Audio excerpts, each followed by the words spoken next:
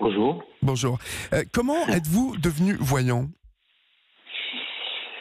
Comment je suis devenu voyant? C'est quelque chose que, on va dire, un peu comme ce que disait l'auditrice un peu avant, des messages qu'on a, des images, des choses comme ça qu'on a depuis longtemps, depuis l'enfance, Oui. qui font peur au début quand on est jeune, et puis plus tard on réalise que quand ça nous touche personnellement ou nos proches, c'est des choses qu'on perçoit et qui arrivent plus tard. Mhm. Et voilà, grosso modo, Oui. si je puis dire, pour faire court. Vous aviez un don particulier, à votre avis? J'aime pas- Je suis très anticonformiste, donc le mot don, je veux dire, j'avais cet avantage, oui, quelque part. Mhm. Si on peut appeler ça un avantage, parce que parfois percevoir des choses que l'on croit, parce que entre les percevoir et ce que l'esprit humain après retranscrit, il y a une marge. Oui.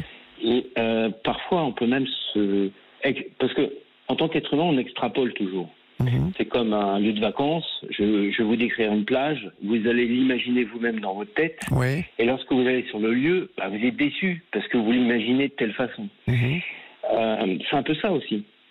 Donc c'est pas forcément un avantage parfois de savoir des choses à l'avance. Mhm. Alors, je vous demanderai pourquoi vous avez arrêté un moment, mais revenons sur votre ouvrage dans lequel vous dites que dans un climat d'incertitude grandissante, la voyance est un remède pour beaucoup. Est-ce que vous avez l'impression que l'on peut en devenir vite dépendant? Ah, tout à fait.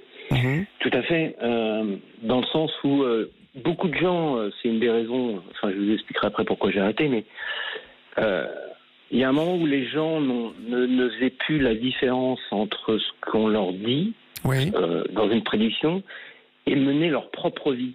C'est-à-dire je dis pas qu'on devient un gourou, mais presque. C'est-à-dire que c'est ça le danger. Je parle pas de l'auditrice avant qui avait quand même l'intelligence de reconnaître que plus jeune, elle était peut-être, on va dire, immature, entre guillemets, ou crédule, Oui. parce que là, elle avait l'air beaucoup plus sensée. Mais il y a des gens qui tombent dans une addiction totale, à tel point qu'on se demande même s'ils arrivent à réfléchir par eux-mêmes. Mhm. En fait, C'est-à-dire que la moi, parole du voyant... Catherine, qui témoignait dans la première partie de cette émission, voilà, avec toute l'intelligence qu'elle avait, paraissait quand même fortement influencée par ce que disait cette voyante C'est ça dont le elle parlait. problème, c'est le pouvoir un peu des mots. C'est-à-dire que c'est une des raisons pourquoi j'ai arrêté. C'est que même les gens les plus costauds, entre guillemets, psychologiquement parlant, quand je leur disais attention, parce que moi j'aimais bien, si vous voulez, comme les médicaments, donner aussi les effets indésirables. C'est-à-dire attention de ne pas tomber dans l'addiction. Ce que je vous dis, vous en faites ce que vous voulez, c'est vous qui décidez, c'est que des pistes que je vous envoie. Mhm. Mais le problème, c'est que les gens, inconsciemment, écoutent. Ce qu'ils ont envie d'entendre, non? Alors, on leur dit même les choses qu'ils n'ont pas envie d'entendre. On est obligé de le faire. Ouais. Sinon, dans ce cas-là, autant monter un cirque. Mhm. Mais le problème, c'est que les gens n'arrivent pas à faire la part des choses. Mhm. Ils ont toujours... Il faut dire aussi, regardez, dans notre éducation, dès l'enfance, on est toujours formaté, entre guillemets, à toujours se projeter dans l'avenir. Est-ce que ces gens, pardonnez-moi de vous interrompre, mais est-ce qu'ils, dans leurs réponses, ils n'orientent pas souvent vos réponses, en fait, aux voyants, hein, même si vous ne l'êtes plus aujourd'hui? Alors, ils vont les interpréter à leur manière. C'est pour ça qu'on est obligé parfois de reformuler. Mhm. D'accord? Si, par exemple, je vais vous dire, voilà, monsieur, écoutez, votre situation de cancer va s'améliorer dans 3 mois.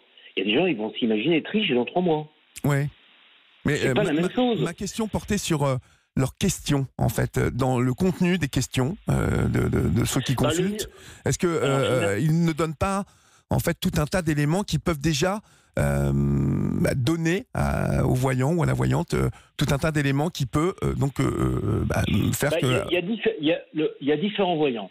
Il y a des voyants, comme l'a dit justement l'auditrice précédente, oui, où on arrive, et je trouve que c'est la meilleure des choses, on ne dit rien. Il faut surtout rien dire. C'est-à-dire que, pour moi, le professionnel en face, ou la professionnelle, est censé voir pourquoi on vient, pour quelles raisons, etc. Donc le mieux, c'est de rien dire. Si on dévoile tout, après, quel est l'intérêt? Moi, je pense, voilà. Pour moi, c'est la meilleure des choses. Il y a effectivement certains, entre guillemets, professionnels, en bref, façon, qui posent beaucoup de questions. Mais effectivement, on donne un peu des pistes. Le mieux, c'est d'arriver, de s'asseoir, voilà. J'aimerais connaître, je sais pas moi, même pas. D'arriver, la personne devrait vous dire d'emblée, en regardant, ou en percevant ce pourquoi vous êtes venu, puis après, je veux dire, développer éventuellement votre futur.